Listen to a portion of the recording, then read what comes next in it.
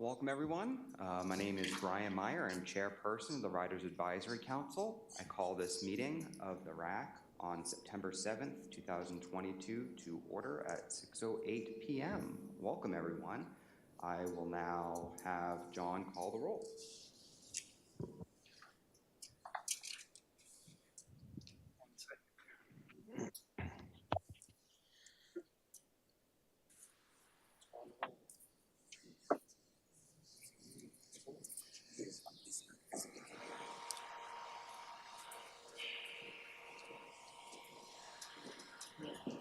Okay, sorry about the delay. Daryl Brewer, Yes, I'm here. Jose Del Cid. Jose? Okay. Majela Fernando? Mahela? Here. Here. Mike Leibowitz? Here. Brian Meyer? Here. Marcelo Moreno? Here. Pat Sheehan? Here. Cole Stout? Here. Charmaine Todman Nwanji?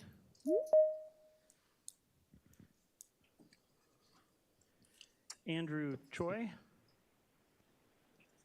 Hi, it's Andrew. Great. And Emma Wormser? Here. All right, wonderful. Brian, you have a quorum, so you can go ahead and get started. Awesome. Thank you so much. I motion that we approve the agenda as presented. All in favor say aye. Aye. Aye. Aye. Awesome. Thank you so much. The agenda is approved. We'll now open it up to public comment. This is the opportunity for members of the public to comment on any concerns or comments that they have generally about the WMATA system.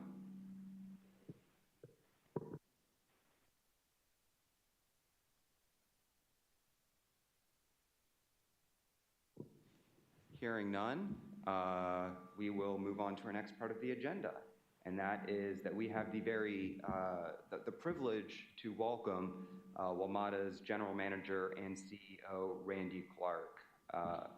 Randy, thank you so much for coming and speaking to us. I know it was a privilege being able to attend your swearing-in ceremony back in, I guess it was July, right? Also my first time here in the new headquarters, so welcome. Back to the DC area, and we're really excited to hear from you and your vision for our public transportation system that is so vital to millions of people in the region. And furthermore, I know we've talked about this in the past, we're looking forward to ways in which we can, the RAC can further help advocate for the riders and the public more generally. And so I will hand it over to you so you can introduce your team. And again, thank you all so much for coming as well and taking time out of your evening to be able to speak with us. And with that said, I'll give you the floor, Randy. Thank you so much. Great. I think that's working. Good. Okay. Well, thank you, Chair. Thanks for having us. Appreciate it. It's exciting to be with you all because at the end of the day, the reason we exist is for our customers. And so, yes, I do want to figure out ways that we can amplify the work you do and bring a closer connection to, I think, the team. I think to symbolically or demonstrate that, I have a lot of our key leadership team here from operations. And so what I think might be valuable is, first, I guess I'll introduce Barbara Moulton, and then I'll introduce Brian. I'll ask Brian to just kind of introduce a little bit of his team. And we want to figure out ways that the team is here on a consistent basis. So A, there'll be topics that we have to work through, but B, actual leadership of operations so we can hear as direct as possible from you all. Was it good service, though? Great Metro service. We're happy to hear that. Thank you, board member. Good seeing you. Okay. So Barbara Moulton, many people may know Barbara. Barbara is currently our acting SVP of Communications and Marketing. And Barbara has a really important role, not just with this big long title there, but her job is to oversee our customer contact. And that's whether you're on social media or picking up the phone, you need trip planning, you have a compliment or you have a complaint, you name it. Barbara's team is intercepting those and trying to resolve topics. And I wanted to make sure Barbara was here. And we want to, again, create this better interface between taking in information and doing the 360 circle back so people not only are being heard, they understand what they're saying has actual tangible interaction. So with that, I also want to introduce our new Chief Operating Officer, Brian Dwyer. And so Brian has been in the business for a long time, and that's just my way of saying seasoned, not old, as he would joke with me, because we've gone through a couple things over the career. But Brian is a very seasoned transit professional, both on the rail and the bus side, significant background in operations and operational safety specifically, and he's a natural collaborator by nature. So Brian comes from us from a consulting in his last background, but also has had a lot of career at the MBTA in Boston, but has done safety audits and operational peer reviews at dozens of properties in North America and I should say America, Canada, and Asia as well. So Brian, maybe you just take a quick second, introduce the great members of your team, and then I'll go back to going through some stuff. Thank you, sir. Sorry, folks.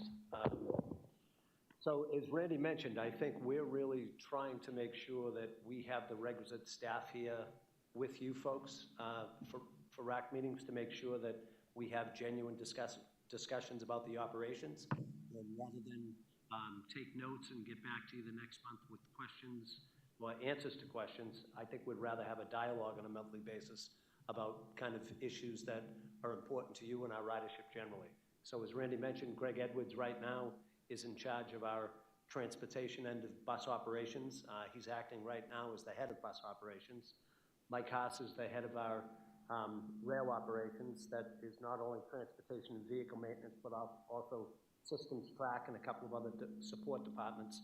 And Al Himes works on our bus scheduling and planning section. And as I'm sure you're all well aware, there's a great deal of planning and execution that goes into building schedules on a monthly or a quarterly or an annual basis. And I think Al and his team and the other folks involved in that are very focused on making sure that we provide the best service that we can to customers. And I know it's been well publicized in the paper about 7K return to service and our hopes for the improvement in service of that. We're focused both on the rail side and on the bus side. So we have a couple of matters going on longer term on the bus side that we'll address either this evening or at some point in the near future. Thanks, Brian. Are we able to deal with the feedback a little bit? You guys able to do that back there? You work on, okay, thank you. Thank you. Okay, so again, teams here. Why don't I take a moment to go through a little bit about me, background, but kind of I think where I want to focus on as an agency, and then from there kind of open it up and have some dialogue. So as I mentioned, background, some people saw the bio, but I come at it from basically I've only been in transit my career. And actually, it's funny, tomorrow is my 15th anniversary, and I remind myself of how I met my wife on a subway train. And so I'll have to remember flowers tomorrow if she's watching. Yeah, a Metro Pass. But it's what I really love about transit is the ultimate equalizer in society. And what transit does best, it connects people to opportunity. And so whether you get into the doctor or a job or to school or going out and spending money, which fuels the economy, you name it, transit is the connector. So I'm really passionate about what we do because what we do really matters. And I'm really excited to be back here in the DMV, and why I think Metro is so important is the region knows how valuable Metro is. So we also have to be honest then when Metro isn't performing to the level that the region expects. I personally think this agency is much better than maybe some perception in the last X amount of months. I mean, you can read online all you want. It's been, there's been a lot of negativity recently. With that said, some is very, I will say deserved from a point of view of we've had some failings, but the organization is much better, and the public should feel confident that this organization is much better off today than it was years ago. Our capital program has really invested significantly into the infrastructure, And so whether it's the tracks people ride on, or the bus maintenance, or you name it, we are at a high quality there, and that ultimately delivers great service for the community. But we also want to figure out how do we get better. And I don't want to get back to where we were. I want to be very clear. The goal for this agency is the best transit agency in America, and that's not debatable, period. We're the capital of the most powerful country in the history of time, and we need a transit agency that this region deserves to reflect the importance of this region to the world. And we have to do that at a very, very high level. And we're going to be focused on customer service excellence, because the only reason we exist, in my opinion, is customers. And so we have internal customers that we have to do a great job on to provide great service for our, external customers. So that's where we're going to be focused. I've said kind of organically that I'm going to be the customer champion because I'm on the system every day. All these individuals are on the system as well. We have a lot of Metro employees out on the system. You're going to see even more of that. We're going to be focused on transparency, which I think the organization has all acknowledged. We got to be a little bit better at that. And I hope in the last little bit, people have seen that. We need to be laser focused on the customer experience. And the customer experience is from the second you're on a curb, the whole journey planning through a station, the wayfinding, the elevator escalator, the lighting, the feel, real or perceived of safety. And what I mean by safety in that context is public safety. The interaction with a fare machine, the interaction with a station manager, the interaction with a bus operator, the AC on a vehicle, the heating on a vehicle coming up, to the frequency of the service, to the cleanliness, you name it, we need to excel at all of those things. So some of this is going to be from crawl, walk, run, and some of it's going to go right to running, but we're going to get there at every element, and we're going to transparently show where we are and where we're going to be, and over, we're going to do that and report out to the board and show where we are so the public can see where their dollars are being spent on their community's transit system. So we're going to talk a lot more about it's your Metro. It's the community's Metro. It's not ours. We have this unique responsibility right now to run this agency on behalf of the community, but we need some community ownership of Metro too. We need people not to be Metro's this. We're all Metro, and we need people to feel that sense of ownership, and I think that will go a long way.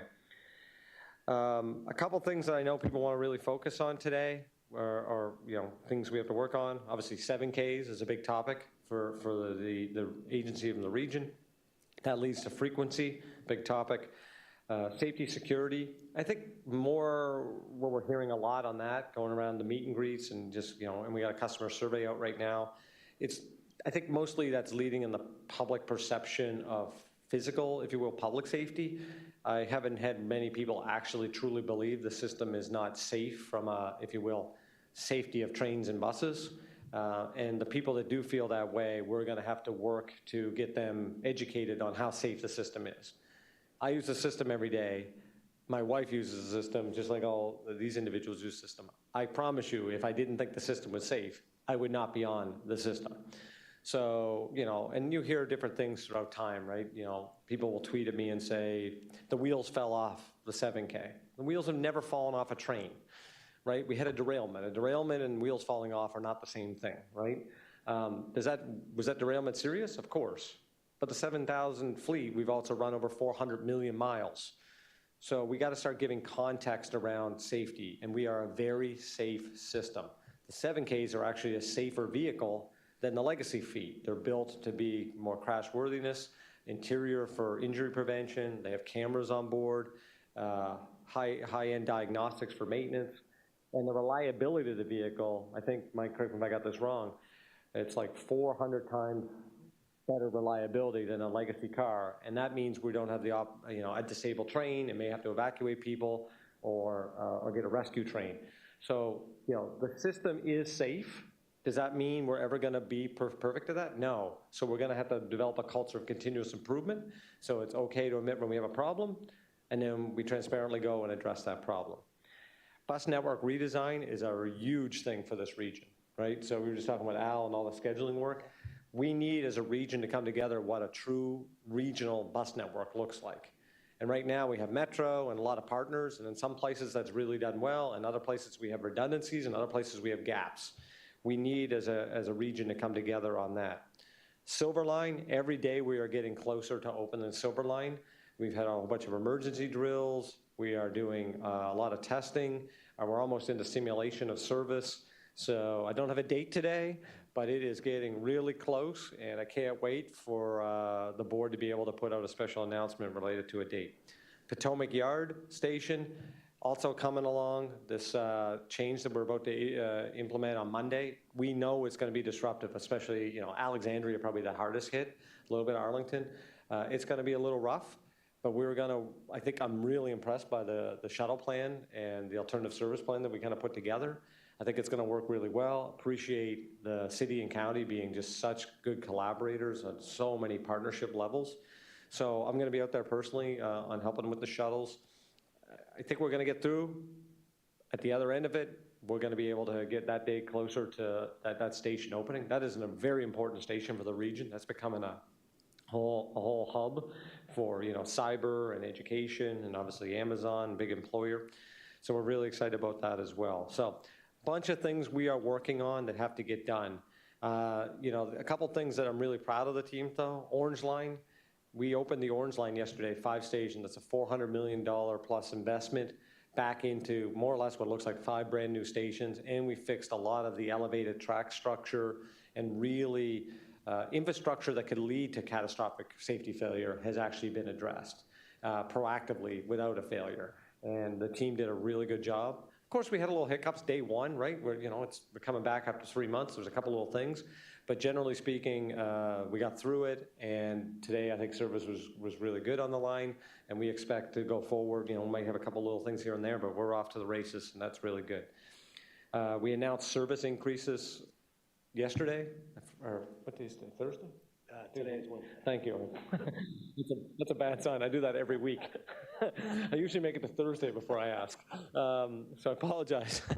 So we announced on Tuesday, and you know what? It's always when you have a holiday week, it just messes you up, right? Big time. So we announced on Tuesday our service increases. Are we 100% to the frequency level we want? Of course not, right? We're not going to say we are, but we have noticeable service increases coming on the 12th. And we're going to, especially the Green Line, which is very, very transit dependent part of the community, we are really increasing service, so we're excited about that. And I think with the interlining or the overlapping of the lines, we're going to provide some really good service. We're also dropping the headways on the weekends down as well, and that'll help with the transfers. And now we got our 7Ks back on the red line as well. I was lucky enough to actually I caught a 7K on yellow today and a 7K on red. So they're about there. You're going to see more of them. And we want to, thank our partnership with the WMSC. Been really good collaborative relationship getting there. The last thing I want to mention was our customer contact. So one of the things I heard loud and clear was we need to do a better job of listening and be more responsive to our customers in real time. So I really appreciate what Barbara and her team have done. We announced about a week ago, probably over a week ago now, we stepped up our times that were much more interactive on social media and on customer calls. So we are staffed on weekends, which paid dividends because we had a trespasser actually the first day, if I recall, which then led to a lot better customer interaction and engagement and comms. And then we're also going a little bit later every night as well. So we're going to long-term work on a longer, kind of more holistic enterprise communications process. We're in the process of framing out a new control center as one of our buildings in Virginia. But crawl, walk, run, and I think we made a pretty good leap into a lot more, and I hope the RAC feels this way. In the last 4, 5, 6 weeks, we are much more engaging with the customers, and we're going to keep getting better at that. So I've said a lot of stuff, but I want to just ground what we're focused on. We want the RAC to be valuable to this organization. So we want to get you out on tours. We want to get you out, seeing things, whether it's control center or construction site. You got to get eyes and ears on what's going on so you could better represent the customers around the region. And you have access to the staff that actually moves the needle. And we're going to make sure that we have the representative people here every month to do that. I guess the last thing I will say is, I know you call it the RAC. And I've been questioned about this publicly a couple of times, like, why do you keep saying customer? And I really believe customer is important, because a customer is someone you're trying to earn their business. And even if the business is a $0 fare or $2 fare, it's not about the money. It's about we're trying to earn someone's wanting to use the system. And I've never heard of someone take a plane be called a flyer. Right? So that's kind of a wonky transit term because we're like ridership and National Transit Database and all this kind of stuff. They're customers. And we got to treat everyone like they have the option to pick us, and we want to earn them picking us, whether they, fully do or not. So anyway, with that, Chair, back to you. Happy to take any comments, thoughts, and kind of move forward from there. Thanks. Perfect. Thank you so much, Randy. I really appreciate you laying out a vision on both the capital and operational sides with a focus towards improving the customer experience now and hopefully forever. I did also want to address that Dr. Helfer is here. Hello, Doctor. Welcome. So we will now leave it up to comments and questions from members of the RAC to Randy and his team. I do ask that if you decide to speak, please raise your hand if you are on the system, and just when called, say your name and which jurisdiction you're part of. Even if you're an at-large member, just mention that, whether you're from Virginia, DC, or Maryland. So with that, I will open the floor to anyone that may have a question or comment for Mr. Clark.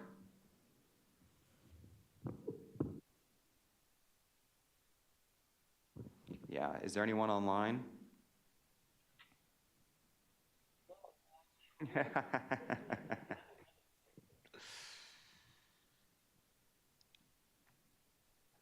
Is that Phil? Okay, Phil?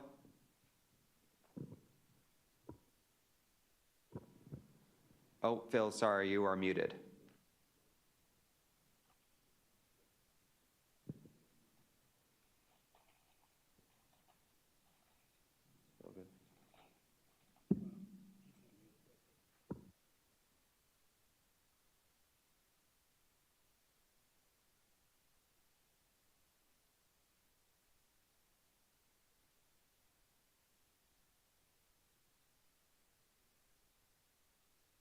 Phil, we're going to temporarily wait. 1 second.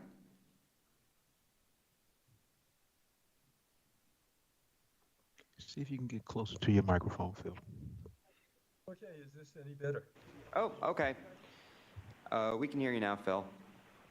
Okay, it's Phil Posner, Arlington, Virginia. And I also chair the Accessibility Advisory Committee, which you'll come to visit next Monday during Bus Rail. And Patrick Sheehan is a member of the RAC and is the AAC representative. I have been impressed with your tweets as you travel around, and I have been tweeting back to remind you about fares, since you bring it up quite frequently. And with all the work that is going on right now, the major input we have gotten from the disability community is trying to understand what the fares really are. They travel either on bus, rail, or Metro Access. And Metro Access fares are generated by the fare calculator, which generates the least expensive comparative trip during any particular hour, and then doubles it. The problem has been is the data in the fare calculator is updated once a month. And so when there's lots of construction going on, and there are a lot of shuttle buses going on and other things, they are dealing with the calculation of a perfect universe as opposed to what's really happening. And so we routinely have people coming in and saying they pay twice as much going to the same place as coming home from the same place on the same day. On subsequent days, the same thing is often reversed. In fact, when you were inaugurated, Denise Rush who spoke with you at that meeting, paid $6.50 to get to you and $2 to go home. And so what they have asked for is just something consistent. And right now on the weekends and after 9:30, it's a flat $2 fare. And so that's pretty predictable. That's fantastic. And the request has always been to look at doing that 24/7. And the reality is it would actually increase fare box recovery for WMATA. Because right now, our latest numbers on Metro Access show that 2/3 of the ridership are paying minimum fare. Only 1/3 are paying maximum fare. So if we pick a fixed fare between 0 and $6.50 that everybody pays, then fare box recovery will be better and the ridership will actually be able to financially prepare. And that's the complaint that people say. Many of our disability customers are on fixed incomes, some on Social Security disability, which is not very much. And so they really have to plan ahead as to where and when they can go. And so knowing ahead of time that is going to be the same every time they go, wherever they go. So I've spoken a lot, but I've just responded to your tweets. So keep on tweeting, and thank you so much. Great, thank you, Phil. And sorry, can't recall if I replied or not. Some days I get a fair amount of tweets. So if I haven't, I apologize. And what I'm trying to bring about that is just, this engagement and transparency approach at Metro. So, I'll put one out here about the RAC meeting later as an example. But to your point about fares, I think, I said this at the MVTC meeting the other day. I think it's pretty clear to everyone that Metro maybe has the most complex fare structure on planet Earth. In transit, right? It's just not analogous to any other peer agency that I could think of. And that's because we have peak and off-peak, which probably really should be regular and discount is probably a more accurate term for those. Because peak is about a time and it doesn't actually relate to a time the way you would manage things. And the second is this distance-based. So we're going to bring the board some optionality around fares during this budget cycle and really have a conversation. And, we have to get the community involved in this conversation. So this might be a multi-year approach or, we get it all solved this year. So we got to figure out how to get enough fare box recovery to run the system. I think we have to acknowledge the fare box recovery pre-pandemic is not coming back. So if the fare box recovery is not coming back, by the way, ridership might come back, but fare box recovery and ridership are not the exact same. We might have different travel patterns, and we might have different people that get served at different times of day.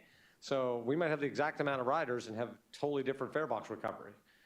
So if we all agree that status quo isn't working, and we all agree that the fare box recovery isn't going to get back, we're going to have to all agree that change has to happen. And change is hard for most people because it means compromising on things. But that's what good public policy is, laying out transparently what options are, and ultimately the board will have to make that decision. But we have to come up with, what is fair from, if you will, a Title VI point of view. There's a Title VI aspect to this. There's a jurisdictional aspect to this. There is I feel strongly that someone that takes the bus or the train that is doing concessions at a Caps game or going to a Caps game as an example, should be able to get great frequent service as reliable as someone that's taking, going to a federal job at 8:30 in the morning. We need to figure out how to serve all customers. And I think in some ways, coming out of the pandemic is going to be good for the transit industry. We might have a rough patch here for a period, but transit as a urban regional kind of value is going to be better longer term because it's going to force us as agencies and as an industry to stop looking at it a certain way. So I think, to that point, on the access piece, I'm not as familiar as I want to be. I'm going to be spending a fair amount of time on the access kind of area inside the organization coming up. But I think it's pretty clear that the word predictability is a fair term, and we got a fair as in F-A-I-R, if you will. And we got to figure out how to make things as predictable for all of our customers. And someone with a disability, we should especially be leaning into that area, because if we can make the system fully accessible, and I mean fully accessible way beyond what ADA means, fully accessible like comprehensively, systematically, then everyone gains from that as well. So thank you, Phil, for your point. We have work to do on that, and we look forward to engaging the Access Committee and obviously the RAC as we go forward. Thank you so much. Awesome. Thank you so much, Phil. And what I'll actually be doing is I'll actually be calling on each member to introduce themselves, and if they would like to comment or ask a question, then they can do so then, or afterwards if something comes up over the course of the meeting. So Cole. Thank you, Brian. Cole Stout, I represent the District of Columbia. I live up in the Petworth neighborhood. I work just across the train tracks right here, so it was quite the journey to get here tonight. But I kind of, when I joined the RAC, when I was talking to Brian and Brian about the kind of the social circles I run in, is usually, folks who are their mid-20s to mid-30s who live mostly in the district and will choose Metro on a convenience basis. To get maybe to or from work or for social activities. Then I also have my work community across the way here who have varying commutes, whether that's a VRE transfer or coming in from the March, Union Station, over to here. And so I kind of get two sides of the story. And I would say for me personally, like the rail service, I've noticed great improvements, good consistency. Obviously it's not to where it was pre the 7K issue. And I've noticed the changes in the communications in the last 4 weeks. I'm super active online, so I've seen it, and it's been nice to see the main WMATA account starting to engage a bit more than the Metro Rail Info. I think really, I brought this up at the last RAC meeting, but we didn't have the staff here, so I think I'll bring it up again. One of my things I've noticed the most is I take buses at all times of the day, whether that's early morning 4 a.m. trips, going to the gym, or making a transfer to the rail on my way home from work, or even late night on a weekend. So it's 2 a.m. on the way home from somewhere. And I think especially you can get late night service when the live tracking seems to not be occurring with the consistency that it happens during the day and so I'm not sure what might be happening there, but when you have less service and it's not a bus every 12 minutes, that can be a lot more disruptive. And I noticed quite a few more people standing at the bus stop than I would expect at 2 or 2:30 in the morning, who rely on that and who may be counting on live tracking when you only have scheduled data on the ETA on the website. I think it's just one thing I've noticed as I've really started paying attention since I joined the RAC earlier this year. Just one of the things that I wanted to kind of bring, try to elevate to the staff level. Well, Cole, thank you. My first comment would be stay between mid-25 and mid-30s living in the district and enjoy being out at 2:30 because I'm in bed by 10. So first of all, enjoy that. Number two, I appreciate the comment that, especially recognizing Barbara and the comms team. And then obviously Greg can take this note back and we can figure out from a quality control point of view, is it our app that's we're having a data issue with? Is it our signs? Is it the actual, are we dropping trips? Is there something going on there? So the more specificity you could give us, the better too, in funneling customer experience, right? So is it one route that's a problem versus other routes? Is it one corridor? We might have a comms issue and there's a gap in the algorithm or something. So, the more you can get us into detail, but Greg can take this and kind of do some QA on this and especially look through the night supervisor reports and see how we're kind of really managing that service. Because obviously, when you get into less frequency, that trip, the importance of that trip becomes really, really important for a customer. Yeah, so thanks for bringing that up. Awesome. We'll now move to Pat, who is joining us via Teams. Pat? Thank you very much, Brian. Sir, Randy, this is Pat Sheehan from Montgomery County.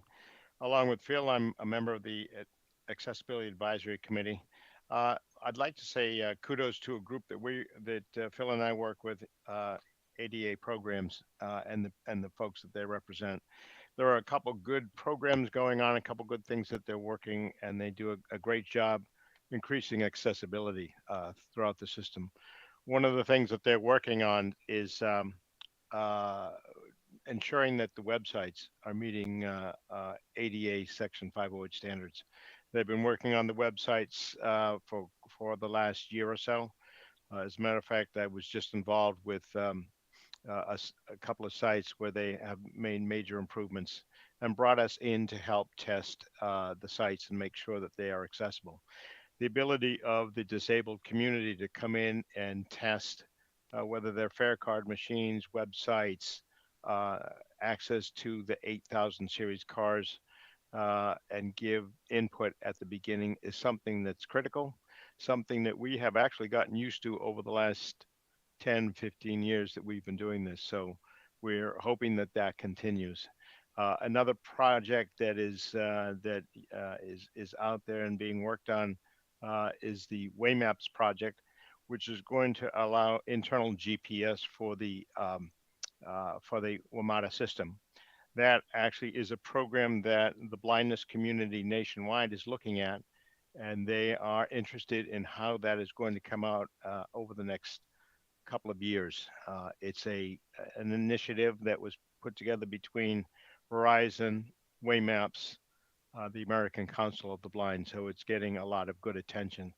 And then the third area that I think a lot of people are looking at within the Virginia, DC, and Maryland, Montgomery County area is the installation of what's called floating bus stops. You've got some people within your organization that are working on that, particularly on the bus side. We have done some work in Montgomery County, and we're sharing that work and results with folks at WMATA. It is a safety issue, particularly if you are a blind rider like myself, to try to find these bus stops that are located in the middle of the streets.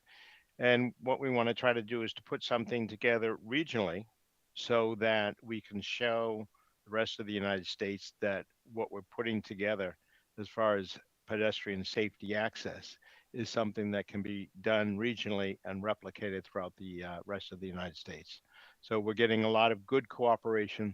Appreciate you being here, and certainly appreciate the cooperation that you are showing to the RAC. And I've been on the RAC for a number of years, and I've also been with the AAC for a number of years, and that really bodes well for the disability community, ridership community, and WMATA in general. So appreciate your cooperation, and we look forward to working with you, both on the RAC and AAC. Thank you, sir. Pat, thank you very much. I appreciate it. Looking forward to working with you as well. Thank you for recognizing the work of the staff. As the leader of the organization, it really, I enjoy so much, whether it's seeing a tweet or a public comment like this about the work of the staff. We have a great group of people here that are working really hard, sacrificing weekends and nights and holidays, and love what we do and deliver for the community. So it really, I don't think the community at large realizes how important it is to a staff member to feel value from the community. So I really, really appreciate that. I'm a little familiar with the Waymaps program, and I know we're working through that. And the floating bus stop is obviously something we have to get right. And so appreciate the feedback you have from that, and we got work to do on that topic for sure. But there's a lot to do together, and you have my commitment. Accessibility to me, I really do believe, has to be much bigger than ADA. Brian and I, we've talked about that we want to elevate accessibility here actually at WMATA. When I was at the MBTA, there was actually a position called Assistant General Manager of System-Wide Accessibility. And we still got some ways to think through this, but the idea is we need to bring that level of importance at the executive level, that accessibility is not meeting a law, it's about the intent. And the intent is that it's access for everyone, and that's whether you do a public meeting and we have different, we could have sign, we could have information on our stations that are multilingual, a website as you mentioned, obviously things like floating bus stops, 8000 series car designs. It is holistic, and it's also how someone may use an elevator. Should an elevator be glass? So it provides more safety and security. How does someone with a stroller get through the system? How someone with luggage get through the system? How someone that might be elderly that has a grocery cart get through the system? All of those elements are how do we make the system the best for everyone to use. So thanks again, Pat. Thank you so much. Emma. Perfect. Thanks, everybody. My name's Emma Wormser. I represent Washington, D.C. I frequent the Green Line as well as the Orange, Blue, Silver to get to work every day. I guess the one question I have is I've seen a pretty big uptick recently in fare evasion. I'd say like pretty significant in the last year, and I just want to sort of draw your attention to it and see if there are any plans for WMATA to address it. Thanks. Well, hi, Emma. Thank you. So, I mean, I've heard loud and clear at every meeting I've been to. I will tell you, internally, staff are fairly frustrated with the topic. If you went to a station manager, it's probably the #1 thing they talk about. And Phil mentioned online with Twitter. A good example is I have a lot of people tweet all day long that say the station manager won't do anything with fare evasion. Maybe we just have to clarify. The station manager is not allowed to do anything with fare evasion, and they're not supposed to do anything with fare evasion. So there's a patchwork of kind of, I will call it, there's a patchwork of legal regulations around this region regarding what we can and can't do.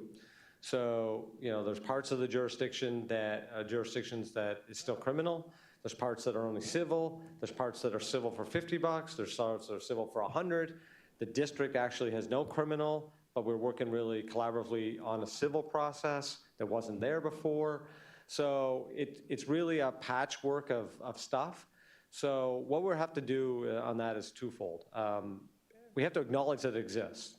Is it the most important thing at Metro? Probably not, right? I mean, we got to get the frequency and the reliability to be there for the community to use the system. But it's a real thing. And, I get a lot of tweets about different people that say, hey, why don't you just make the system free? Well, first of all, it's not Randy Clark's transit system, right? I'm the general manager. I'm not a dictator. Number two, that's not to say I don't believe, I fundamentally believe we should never say free transit. We might want to say fare free, and that's a policy decision that, places like in Berlin and Germany are really moving that way because they want to reach environmental goals. And that's okay, but that involves a community conversation around fare policy. That's why fare evasion, I don't really talk about fare evasion, I talk about fare policy, and fare evasion is part of fare policy. So as a region, we're going to have to come to grips with the earlier comment I made. If fare box recovery is not going to require or be the same, what fare structure and model do we want as a region to have? And some people want no fares, and other people want high fares. There's pros and cons to all of these models, but we're going to have to work through that as a region and balance off, because without money, we can't run the system. So we have to ground everyone. Money, whether, we can hate capitalism forever. It doesn't change the fact that we need money to run the system. And we have to drive that from X amount of revenue sources, and one of them is fares. So we have to work on fare evasion, because also fare evasion does bring some orderliness a little bit around the system as well. Now, I don't want to get down a rabbit hole about, I'm not talking like broken windows and getting all into that, but there is some element of people wanting, other customers and other riders, if you will, want to see someone pay their fair share. I've heard that loud and clear. The other thing we have to be really aware of is for everyone that evades a fare that can pay, you're actually hurting us from an equity point of view. Because if we have no money, we're going to cut bus routes and we're going to cut rail service, And people that need the service the most are generally proportionally lower income, and in this region, actually, people of color. So if we want to actually run the most progressive transit system to do the most equitable good in our region, we need to have the right amount of revenue to do that. And therefore, I believe that the people that, like me, that can pay, should pay, and maybe we need to work on programs for people that can't pay. So like in Austin, where we set up a program called Equifare, and we kind of basically leveled it and said, if you were on public housing or SNAP or those types of things, you got a different fare than other people. That's a model. We have fare capping technology. That's a way to go about that topic as well. So a long way to get at, yes, thank you, Emma, it's definitely a topic. Right now we're working on the gates. I think it's fair to say that the gates are amazing from a technology point of view, but they're probably not the perfect design, and I think we've acknowledged that. And so the staff is looking at some various prototypes to just cut down I will call it the ease of fare evasion. We're never gonna have a system in the world that is 100% no fare evasion. And otherwise that's a prison, right? And that's not what we're not about. But it's probably too easy right now to fare evade. I mean, I could walk in stride across the gate. And so we're working on ways to do that. And then over time here, we're working on some warning and citation stuff. So hopefully that answers your immediate question, Emma. Thanks. Perfect. Thank you so much, Emma. Mihaela. Hi, I'm going to keep my camera off because I'm recovering from COVID, and COVID is not a pretty sight. Hi, good evening. I'm Mahalia Fernando, a RAC member from Maryland. I live in Prince George's County, and I take the green and yellow lines most often. So I'm one of the weekday commuters that Metro lost during the pandemic because I now permanently work from home. I work in outdoor advocacy and active transportation and don't drive, so I now rely on Metro to get to places like mountain bike trailheads or parks. And the number of runners, hikers, and cyclists in the region really exploded during the pandemic, and I think that's a great potential portion of the population to cater to when it comes to finding new customers. And that could include putting places of outdoor recreation on maps or shifting marketing a bit to include people who may not be commuting weekdays to get to work anymore, but using Metro to get to places to recreate. I think Metro has been doing a great job engaging with its users, particularly on social media. So kudos to the communications team. As brought up earlier, I've also had issues with using both Google Maps and Nextbus when it comes to times for trains and buses. I've found that in my experience, particularly on the 83, 86, and F4 buses, as well as the yellow line, the times would just randomly shift and buses would never arrive. So I don't know if that's just like a syncing issue. I'm pretty sure my app's up to date. But yeah, thank you so much. And it's really nice to meet everyone tonight. Thanks. Thank you, Mihaela. Hope you feel better soon. Thank you for recognizing, again, like I said earlier, the customer service. I'm sure Barbara will get a big smile here next to me because she's got multiple kudos, so she'll be in looking for a raise tomorrow. So thank you for recognizing the comms team. On the apps, obviously we don't control the third-party apps, but they're pulling data from our system. So we obviously got to dig into this kind of, I assume it's all GT via FS, right? And so all of our data feeds kind of feed these other systems. So I don't know if we have a comms issue, a data integrity issue, or it's working well and the apps have an algorithm issue, which wouldn't be ours. But let us do a deep dive on that and see if we can find any actual issues. And thanks for identifying a couple places. On the new customers, well, I mean, I'm an avid runner and cyclist, and I agree that the region is just an amazing place to live, right? And that's what's actually so special here. You can get the parks and all of that. So I think that folds into, Barbara and I have been talking a little bit about how to kind of add signage and kind of wayfinding and other elements to connect people to destinations. So if you really look at the system and you take a step back, right? And if you pretend you're a visitor for the day, your experience using Metro versus someone that lives here is pretty different. Because it's very robotic what people do here, right? You watch people on a platform on a rail station, they're used to their commute. They're like, I come from, I don't know, King Street, and I get to LaFont. They know where they want to stand, and they know where they're getting off, right? And if they're transferring, they know where to hit the escalator to do, like, and that's great because they're doing that thing every day. If you show up at National Airport, I would encourage, you know, like I told the team, I encourage some of the team members, watch someone new showing up at National Airport. They show up and they're like, I have no idea what to do. The fare table is intimidating. Our fare machines are certainly not modern. And they look at the map, and most people go, I'm trying to go downtown.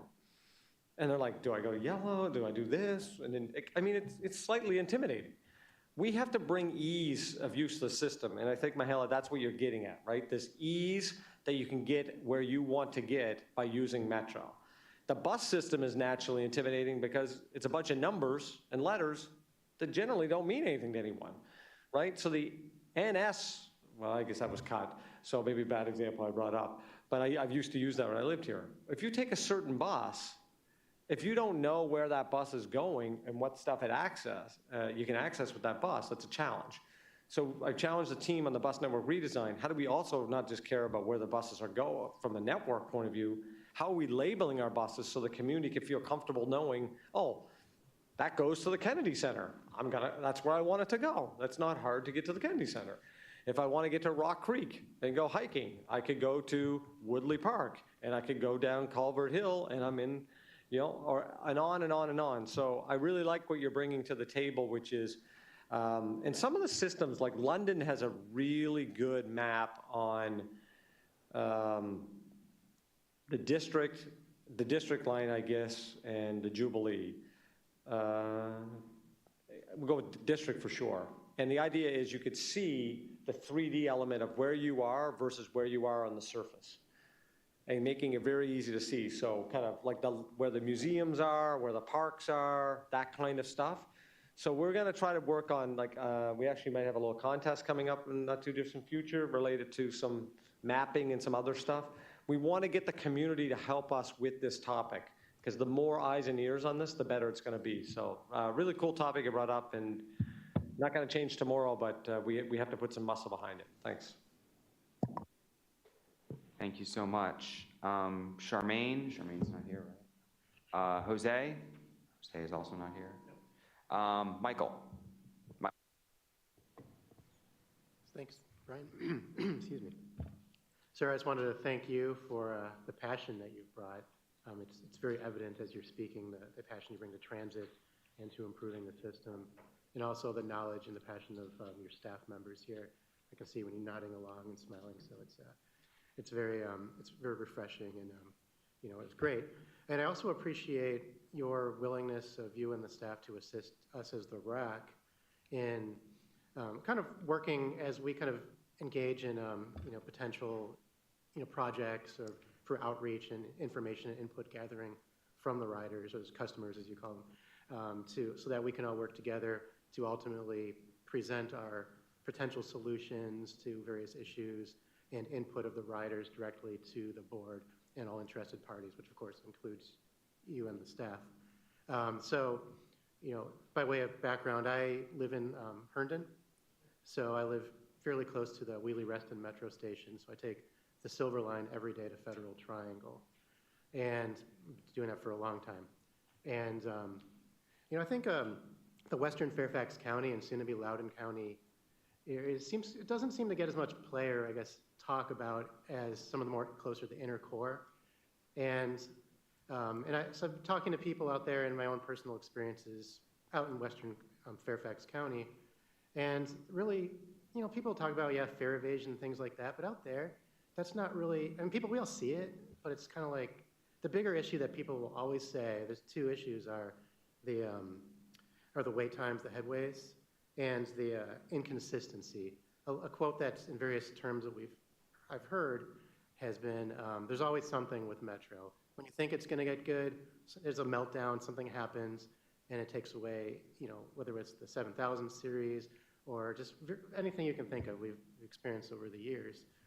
And so it's a deterrent for a lot of people, and people say, oh, because, right now it's 15 minutes, which has been going pretty well. But then I looked at Smart Trips, on my dashboard just to see, it used to be 42 minutes was kind of the ideal, my ride from Wheelie Reston to Federal Triangle where I go. And my average is now about 53, 54 minutes, as high as 64 minutes.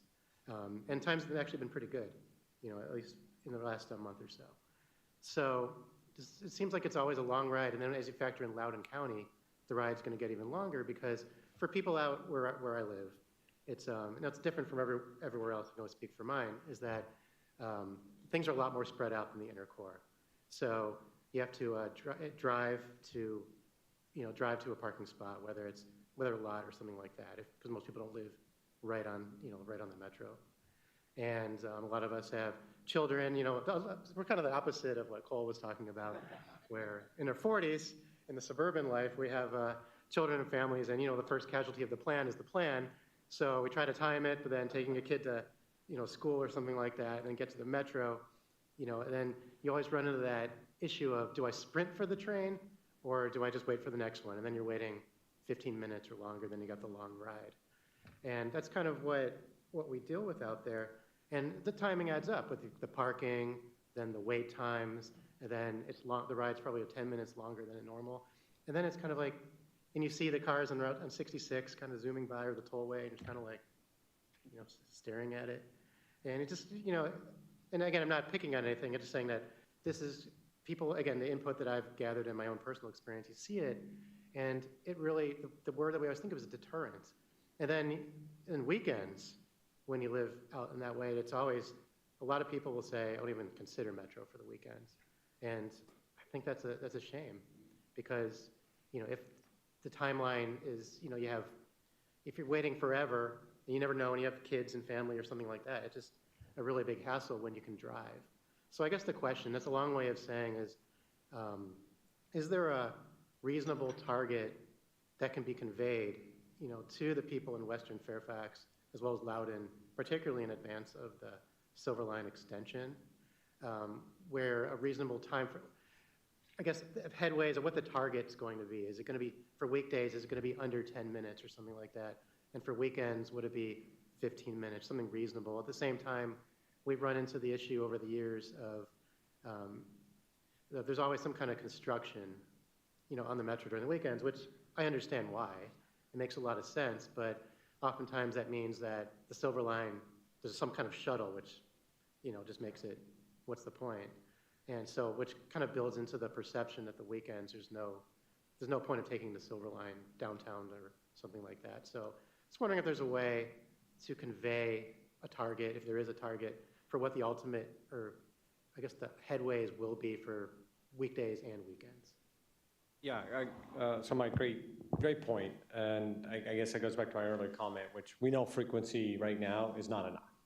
So we did announce Tuesday, I guess yesterday, that we come on the 12th, we're lowering frequency. So on the Silver specifically, the benefit's going to be on the weekend. It goes from 20 to 15.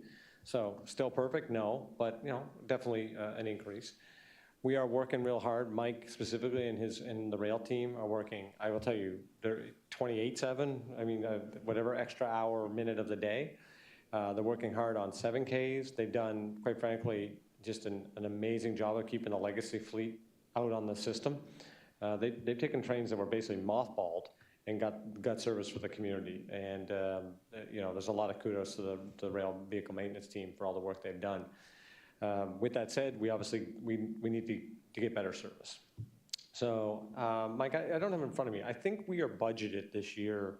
I feel like it's 12 minutes on Silver, I think is the budget.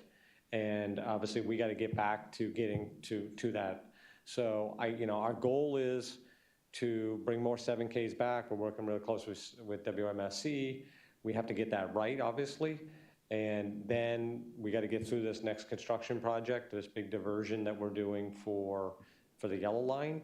Hopefully at that point, we're going to be at a point where we get a little bit more fleet and we just keep moving that process forward. We're going to do everything we can to communicate that and gain predictability. And that goes into, working towards the Silver Line opening as well. So, I know people are a little frustrated, there's no question. There's a value in obviously taking transit, but there's the environmental benefit, there's actually a cost benefit, but we got to be time competitive too for a lot of people. And right now that may not be the case at all times. So we're working on that. So unfortunately, Mike, I don't have like a specific on this date, it's going to be this, but we are working real hard to get to that clarity for the community on the Silver Line.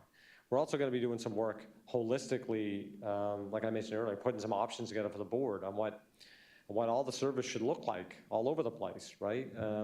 The challenging thing with what we call BOS, a blue, orange, silver, is the core. Obviously, you got the Roslyn kind of tunnel, right? So you get the limitation there, but you're actually running a ton of service between Roslyn and Stadium Armory. And so anyone outside of that piece can get less service. I mean, obviously up to Paul's Church, you got the two lines.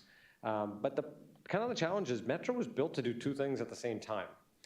And we're really like an urban subway system, but we're also a commuter rail system. And, if you were in a place like I was, say Boston or other communities like that, the distance you would have in parts of Virginia, if I told you we're going to get a train every 12 minutes, you'd say, that's the best service I've ever heard of. Because it's commuter rail service. It's a long distance. But we also got to be reality that the community has had a different level of expectation for a long time. We also have a community that everyone likes a single seat ride here. That's not normal. Like we're a very unique transit system on the volume of single seat rides probably per overall system. People are really accustomed to that. Hence why even the design of the vehicles are they're designed for people sitting to go long distances. That is counterintuitive to someone that's getting, after a Nats game or a concert. Then all of a sudden the vehicles don't work the same way, right? So we got to figure out how to always do two things at the same time, balance the, if you will, the more suburban commutes with the urban. And part of that's going to be these challenges with trade-offs too. Like people in the city want later service at night, right? And so Cole wants, Friday, Saturday night to run till 2. Yeah, exactly. But you also want more frequency. And so, that's what this challenge is going to be. So we're going to create a bunch of options and bring them to the board and have a public process to go through that. But we're going to have to figure out how to, and we have to do all that with the revenue that's available to run the system. Yeah.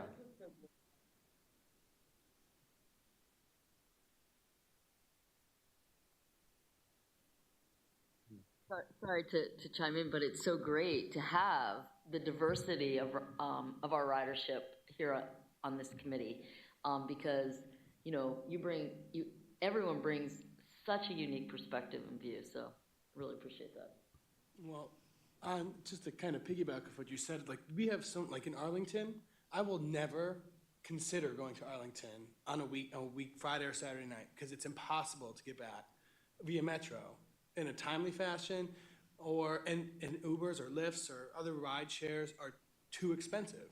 And so you're also, the economics of, what economic benefit Metro can bring to some of these different models. If there's a quick and reliable way to connect these communities, especially, whether it's Arlington or DC and into Maryland. I don't know why I'd go to Maryland. Sorry, Maryland folks. But there's some really great stuff in Arlington or Alexandria that I just won't go to when it would be nice and bring some economic benefit to the community too. We can also work on the trip times. I mean, going from 42 minutes to 53 minutes or 60 minutes is a pretty significant difference in a morning commute. So, of course, like Randy was saying, the reliability of the legacy fleet we're running right now is not the same as the 7K. So as we bring more 7Ks back, hopefully the reliability increases. And of course, on the Silver Line, anything downstream that happens has that effect, upstream. So hopefully we can improve that and get more consistent 42-minute commutes. Awesome, thank you so much. And Cole, I think Bryna and myself will overlook that comment about Arlington. Marcella. Don't feel too bad. He dissed the entire state of Maryland as well. He's spreading it really around. So. Marcella. Hello, everyone. I'm Marcella Moreno. I am an at-large member, but I also live in Petworth. Coming to you from Boston, since that's been mentioned a couple of times. So I joined the RAC. I'm primarily transit dependent. I'm mostly a bus gal, but will also ride the yellow and red and green lines. I had to write down my thoughts because I ended up having a bunch of them. But I wanted to start off saying that I appreciate the vision that you have for Metro. There's so many things that you've mentioned that I'm really excited about. For example, the new fare gate technology being able to provide options for equitable fare policies. I've always wondered whether it's better for myself to have a monthly pass or just to pay as I go. Thankfully, I can pay into Smart Trip through work, but that's something I've thought about in the past. Another thing is I want to second Cole's point about the GTFS real-time feed. I know I've had some issues around the Petworth, Georgia Avenue station with sometimes buses not showing up and then a bus pleasantly is right in front of me. Other times it doesn't show up and that's kind of sad, but it happens. And another thing that I wanted to point out is there was a snow event earlier this year, and I think the GTFS feed was still showing scheduled trips for routes that were canceled because it wasn't safe for them to navigate, which is something that I should have taken screenshots, but I did not. And one thing that I've noticed while I'm in Boston is they're experiencing some issues with their trains, with the orange and green lines. And I've really appreciated the wayfinding and signage. So I'm glad that we talked about that today as well. And their collaboration with BikeShare and other modes of mobility to fill in the gaps while the trains aren't running. They have these shuttles that are parked in different spaces. And I know it's probably a headache, but as someone who has never been to Boston before, is able to sort of navigate it with a little bit of anxiety. But I think that having that focus of a user experience, hey, I've never been to DC before, how do I navigate this system will be really great because it benefits everyone really to have that fresh perspective. And yep, I won't ramble too much more. Well, Marcella, thank you for your comments and enjoy Boston. It's wicked awesome this time of year, as they say up there. So actually, it's probably the best time of the year to visit Boston is September. So have a great time. On the signage, couldn't agree more. It's one of the things that I really want to work on, and we have, I think, something coming out relatively soon related to that. And then we have to have a really, I think, a deep, comprehensive conversation about signage. And we've explored that a little bit here today, and both that digitally and statically. How do we make sure everyone can have?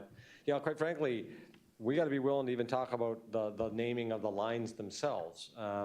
There's lots of individuals in our community that color is a challenge, and so when you just say blue line, that could be very challenging for someone and how that's marked. And that's why a lot of systems in the world have letters, alpha or numeric.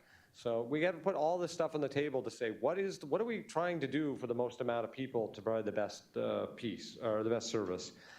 So we're going to really work heavily on both temporary signage and I think longer term kind of signage and wayfinding. And there's a lot of digital stuff I think specifically the team is working on in that category.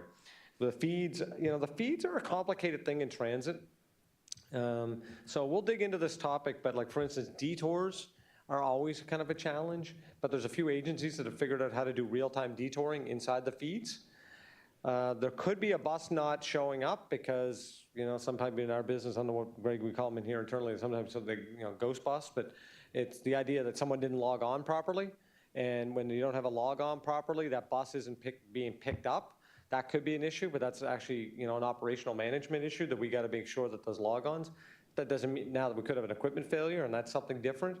So there's a lot of layers to that, but we've heard enough tonight that we're going to do a little deep dive on GTVS and how we're managing that.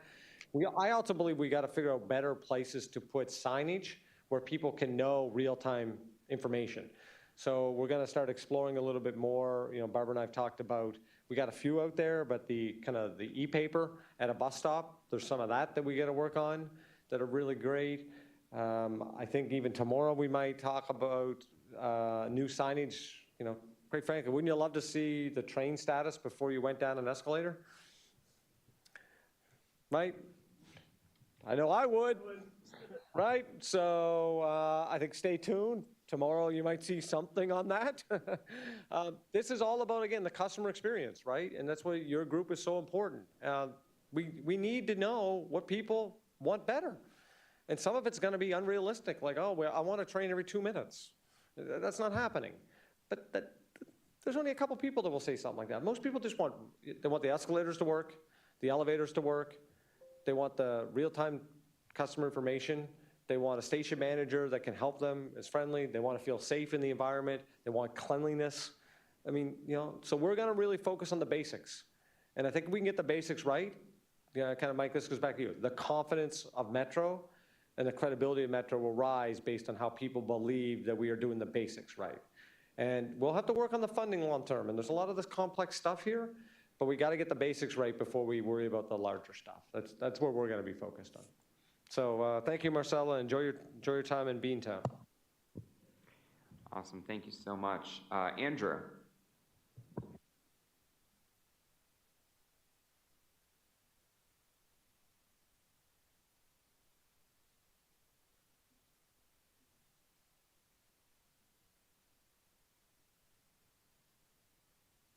Andrew? Okay, we will move on to actually our vice chair, Daryl.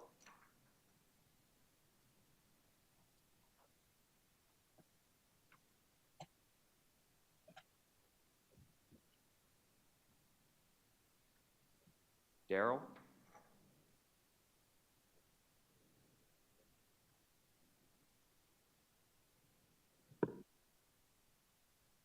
Okay, so I will go. Brian Meyer, I'm the chair of the Riders Advisory Council, and I represent Virginia. Specifically, I'm live in Arlington, Virginia. Yeah. Yeah, exactly.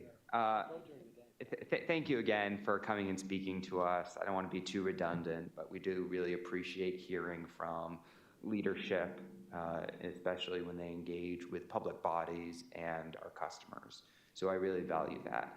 I do have a few questions, and they vary in degree of specificity. Recently, and you mentioned this, is fare evasion. Of course, only one part of fare policy, and I'm very thankful that the board and the leadership was able to implement a series of fare policy changes this September as well as last year to bring, $2 flat fare on the weekends after 9:30, the discount for the bus or rail transfer, the discounted monthly passes. Those are all fantastic.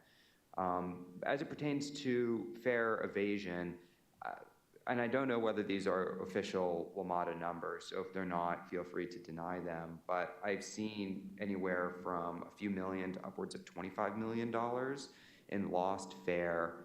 I don't know if you can verify that number, but is that both Metro Bus and Metro Rail combined? Brian, I don't have that number with me. We'll get that and circle back to the RAC, the most recent numbers, because there was a report to the board with kind of estimates. So, and remember, there's a methodology used in transit. The good thing is the new rail gates at the station have much more advanced technology. So we'll go from kind of an assumption to probably more specific. But then buses kind of differ because an operator clicks a button or is supposed to be clicking a button. So let us get that, and we'll get something back to the RAC on kind of where staff believes that number currently stands.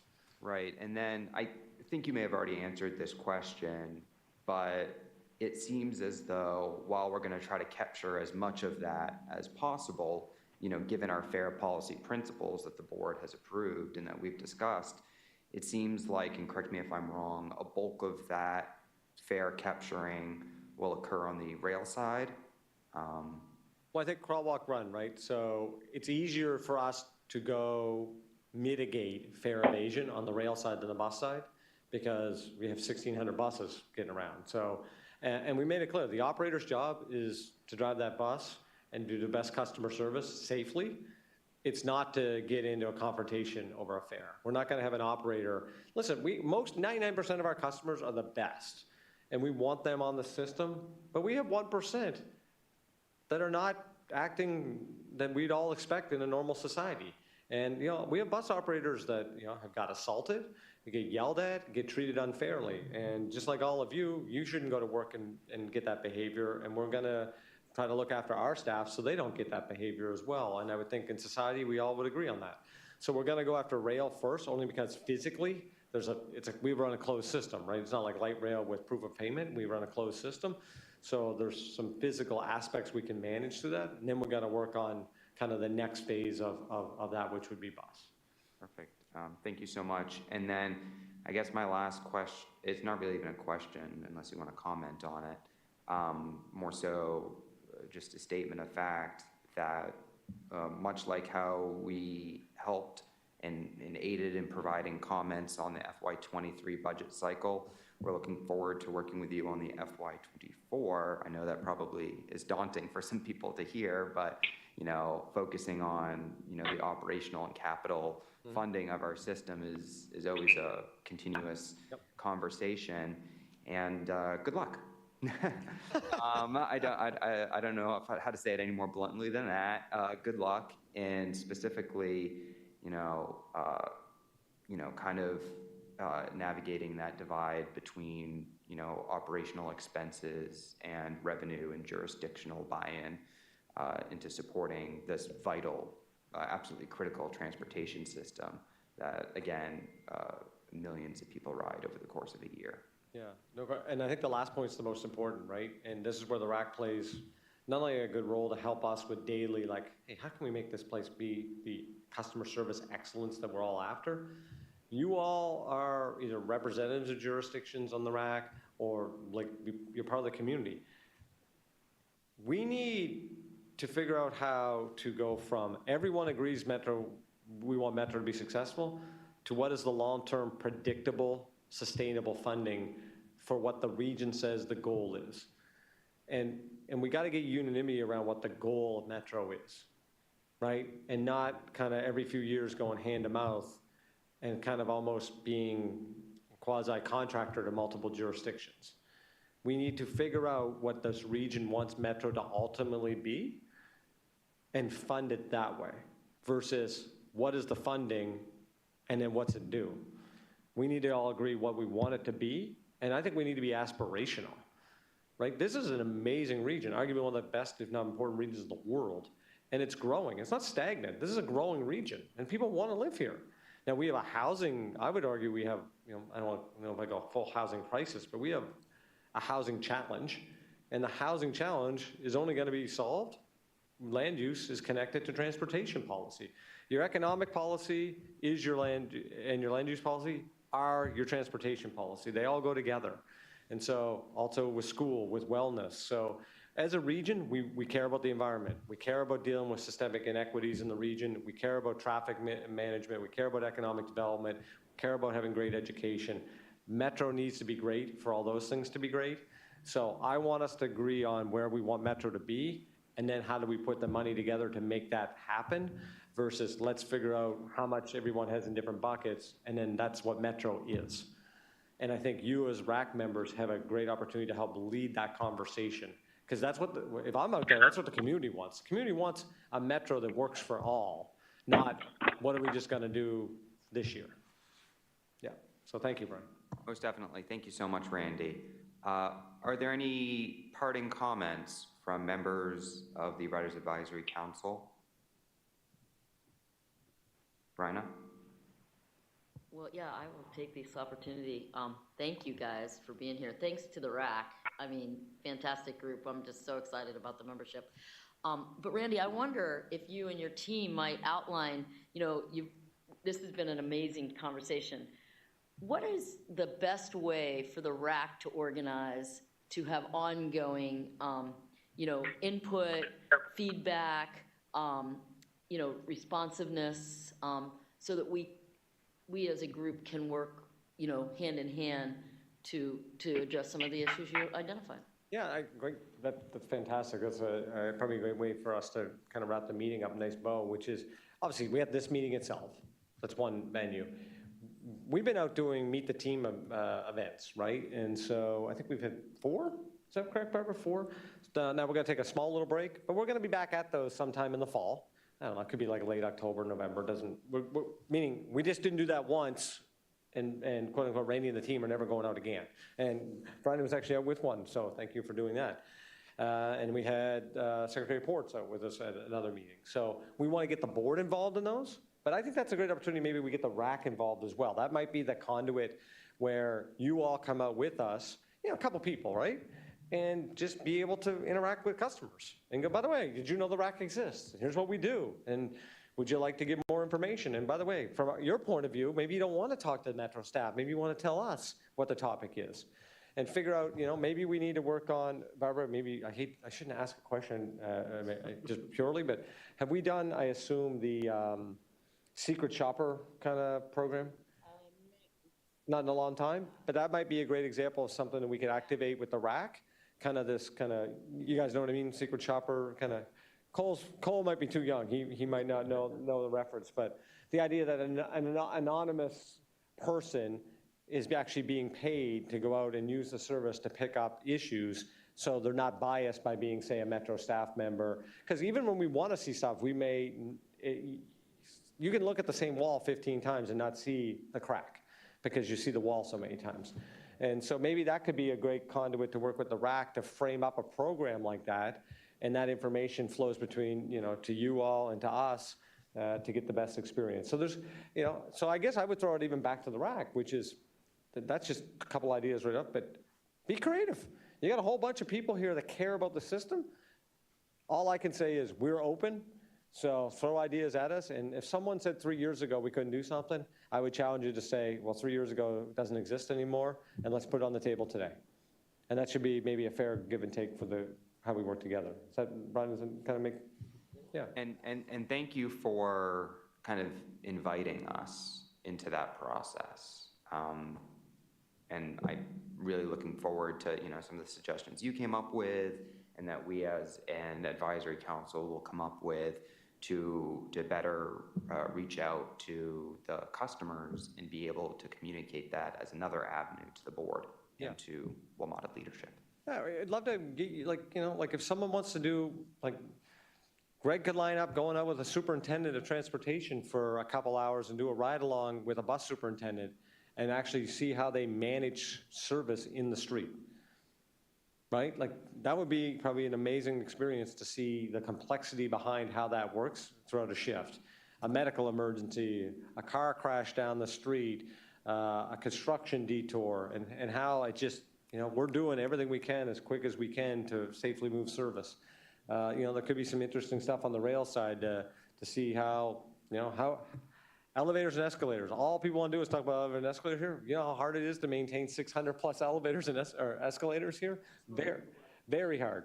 That's why these canopies are so nice. Some of the tallest in the world. Yeah, exactly. So think about, go to the ROC, go to the bus OCC, can see that. We're happy to do a control center tour for the RAC and get a chance to meet Greg and Ed and go through how operations works. And maybe we could do that, propose a couple times. We'll work with John exactly and do that. So go to a maintenance shop and see how we, true a wheel and things that we just do that make this thing work every day. It's a really, really interesting industry. And, there's a lot of great people, and I think it gives a deeper understanding of, it would probably help you in your roles. Yeah. Most definitely. Thank you so much. I'm looking forward to all of those. Awesome. Any last comments from the RAC members? All good? Hearing none. This is Andrew. Are y'all able to hear me? Oh yeah, Andrew, sorry, you can go. I'm sorry. I don't know why I got disconnected earlier, but I just wanted to say thank you, Mr. Clark, for joining us, and also appreciate your candor. I represent PG County. I used to live in DC for a long time, so I'm Green Line for life.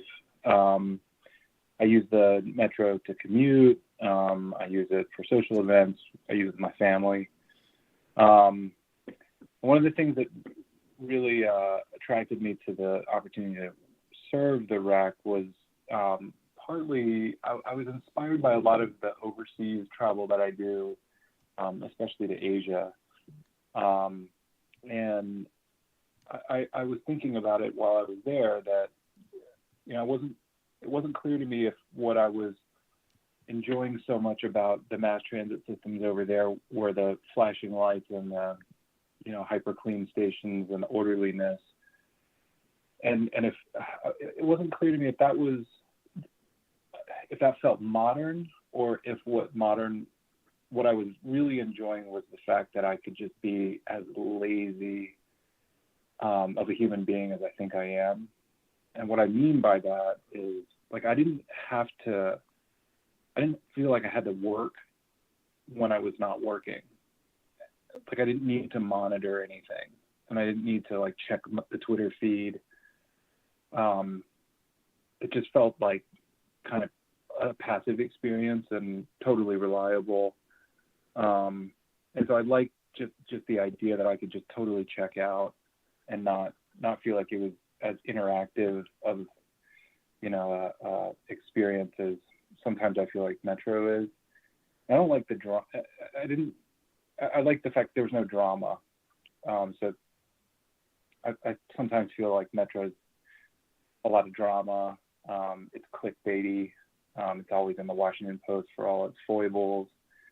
And so I just, you know, kind of think that maybe modern doesn't mean it's shiny and full of tech, but rather sort of meets the requirements of what its regional population demands. And I'm hoping that other people share my view that we just really want to be lazy and not work when we're not working, and then just go home or go out or whatever. And then the other thing that you had mentioned that really resonated with me, I think some of the other folks have heard me say this in the past, is I'm concerned that Metro isn't competitive.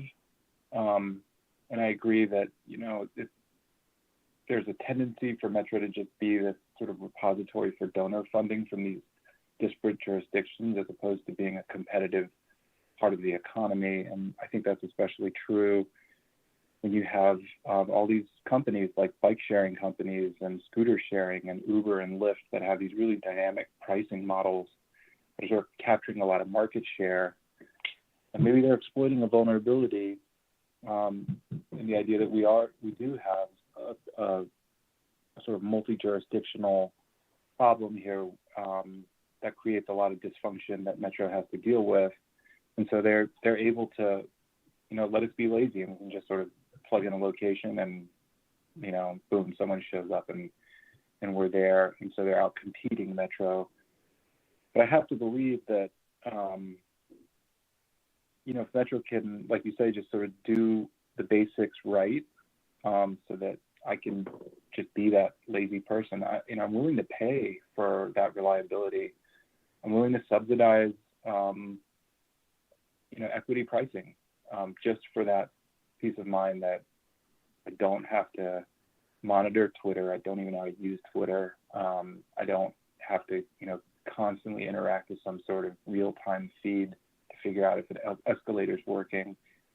And I do think that, like, if we're more affirmative, you know, as an economic model, in our willingness to compete with folks that are actually competing with Metro, whether we like it or not, we can actually serve this region in a very modern way that, you know, is unique, is local, and hopefully sort of meets the the needs of our region's very unique populace. So that's all I was going to say. Appreciate your time very much, and look forward to all the things that you're going to bring to us. Thanks. Thanks, Andrew. Appreciate the comment. I will tell you, that's a lot to unpack, but I really do appreciate your comment. I never want to, I'm not going to go for the slogan, like, make Metro lazy again, but I think your point is very, I don't think you're going to find a group of people at Metro more than the people at this table that don't want to reduce the drama of Metro. I guarantee that, right? Trust me, none of us want to get a phone call that says this happened and we have to respond, When we had a tunnel fire my first weekend, Mike down here who runs rail, he gets home from vacation at like 2 o'clock in the afternoon and he's meeting me at a tunnel at DuPont a couple hours later and he's not even off vacation. So that's the kind of people. Yeah, and his anniversary, and his wife actually has mentioned that to me as well. So there's a lot of people here that sacrifice a lot of their lives to deliver the service. So I want the public to really understand. There's no one that sits here at Metro that goes, well, I hope we have a problem tomorrow. Trust me, we are. With that said, we have cultural topics and technical topics that we got to work through to get to that point. I've been to Asia numerous times, did some transit work over there. They are the best in the world. We're gonna do everything we can to meet to those standards. There are some differences, obviously. We tend to do a lot of politics related to infrastructure and other topics in America that don't exist in those cultures. And that's good or bad, it's just reality. We also have to be really cognizant that the land use policies are dramatically different, right? So as dense as we might think our region is, it is really not dense in comparative to like a Singapore or Hong Kong or a Tokyo. And so, but that doesn't change the fact that we need to be the best in class of maintenance practices, of training, of empowering our staff, of cleanliness, of punctuality, all of those things. So we are going to do everything we can to deliver the best service so you can be super lazy. And we're going to work on that, Andrew. But thanks for your comment. Appreciate it. I appreciate that. Thanks. Thank you so much, Andrew. And with that, I just wanted to, oh, yes. I'm sorry, I just wanted to make a comment just to the group. And first off, thank Randy as well as Brian for allowing the ops team to be a part of this committee and come and sit. Since Randy got here, he said multiple times One Metro, and Brian has kind of repeated some of the same things with ops being connected and coordinated together. So when I tell you that our teams are really working to make sure we get this thing right for the customer, that is the focus. I took a lot of really good notes here, and I know they're going to follow up, but it's important to us to get it right. So just know that we welcome the opportunity to engage with you more, and certainly when you want to set up those tours to come to the OCCs, we'll be ready to do it. Thank you. Awesome. Thank you so much. Yeah, thank you all so much for coming and speaking to us. We greatly appreciate it, and we'll be in touch very soon about some kind of action items moving forward. So thank you all so much. We greatly appreciate it. Perfect.